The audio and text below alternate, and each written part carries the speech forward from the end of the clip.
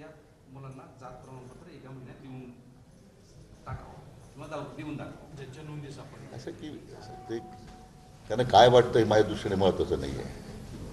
आम्ही निर्णय केला, पुढे चाललो.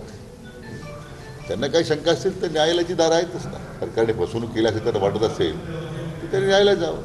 त्यांनी आणखी एक डिमांड केली, मागणी केली आहे की सर्वोच्च न्यायालयामध्ये जी पिटिशन आहे पेंडिंग असली तर चांगले वकील द्यावं आणि ती सरकारने भूमिका पार पाडावी. नाही, ते आम्ही निश्चित करणार आहोत. म्हणजे चांगलं सिनियर काउन्सिल देणं, सरकारची बाजू त्या प्रभावीपणे मांडणं हे तर सरकारचं दायित्वच आहे. आणि माननीय मुख्यमंत्री देवेंद्रजी फडणवीस साहेबांची तर कमिटमेंट पहिल्यापासून आहे. मला म्हणजे 14 ते 19 मुख्यमंत्री असताना त्यांनीच आरक्षण दिलं, आपलं सुप्रीम कोर्टापर्यंत टिकलं. ते ह्या दळभद्री महाविकास आघाडी सरकारनं ते घालवलं. त्यांना कोणी प्रश्न विचारत नाही. अरे तुम्ही ते आरक्षणाचे मारेकरी तुम्ही आहात, हे महाविकासचे लोक. या गोलमेज परिषदेचे लोकांनी खरं त्यांना प्रश्न विचारले पाहिजे, ज्यांनी तुम्हाला नाकारलं, ज्यांनी आरक्षण घालवलं.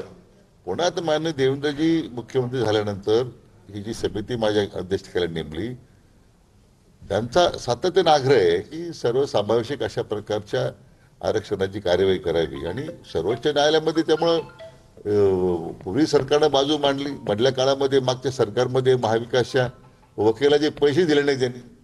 साध्या मराठी प्रति इंग्रजीत भाषांतर करायचे त्यांना जमलं नाही. आता हे मला वाटतं हे सगळे जे काही आज विचारवंत पुढे आलेले आहेत त्यांनी मला वाटतं हे सगळं महाविकासच्या लोकांना विचारलं पाहिजे आता की याचं प्रायश्चित कोणी करायचं. परिषदेमध्ये असा त्यांचा प्रश्न होता की ज्यांच्या नोंदी नाही त्या मराठ्यांना या GR नुसार कोणती प्रमाणपत्र दिले जातं का, तर दिले जात असेल तर 1 महिन्यात द्यावं, अन्यथा मी तुमच्या इथं स्मारकाजवळ येऊन आमरण उपोषण करणार. असे माझ्याकडे सगळ्यांना स्वागत आहे. मी काही कोणा नाकारलेलं नाही आहे. मला वाटतं त्याने माझी विनंती आहे की प्रक्रिया तर पुढे चाललेली आहे. सगळ्यांनी सहकार्य करावं. सगळ्यांच्या सहकार्यानेच आपण एक काम करू शकतो. भुजबळांनी काल शरद पवारांवरती गंभीर आरोप केले. ते म्हणले की आंतरवालीत जो हल्ला झाला त्या हल्ल्याच्या वेळी शरद पवारांचे आमदार होते, रात्रीतून त्यांनी त्या सगळ्या त्या ठिकाणी बैठका घेतल्या होत्या, त्यानंतर सगळं घडलं असं त्यांचं. नाही, मला कल्पना त्याची काय आरोप त्यांनी केले, त्यांनी त्यांच्या आरोपापाठीमागची काय भूमिका मला माहीत नाही. यासोबतच आता बंजारा समाज आक्रमक झालेला आहे. काल परवा आणि आज सुद्धा आता कन्नडमध्ये आंदोलन.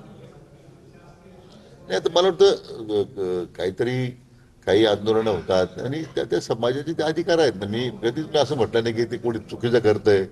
प्रत्येकजण आपल्या आपल्या भूमिकेशी ठाम आहे आणि तो पुढे निघालाय. आता जसं आपण या प्रश्नामध्ये काही मार्ग निघाला, त्यांच्या प्रश्नामध्ये काही मार्ग निघेल. त्यामुळं कोणता समाज आंदोलन करतो म्हणून त्याला विनाकारण विरोध करणं म्हणजे हे काही माझं व्यक्तिगत मत आहे. मला ते अभिप्रेत नाही आहे.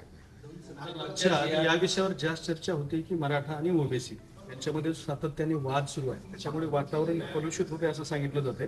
जरंगे पाटील सुद्धा म्हणते की ओबीसी जर आपल्याला विरोध करत असतील तर त्यांच्या नेत्यांना पाडा. भुजबळ म्हणले की मराठा नेत्यांना पाडा वगैरे. ह्याच्यामुळे हा वाद विकोपाला जात आहे. त्याच्याबद्दल काय सांगणार तुमचं? दोन्ही समाजाच्या नेत्यांना माझी एवढी विनंती का, आता थोडी शांतता राखली पाहिजे.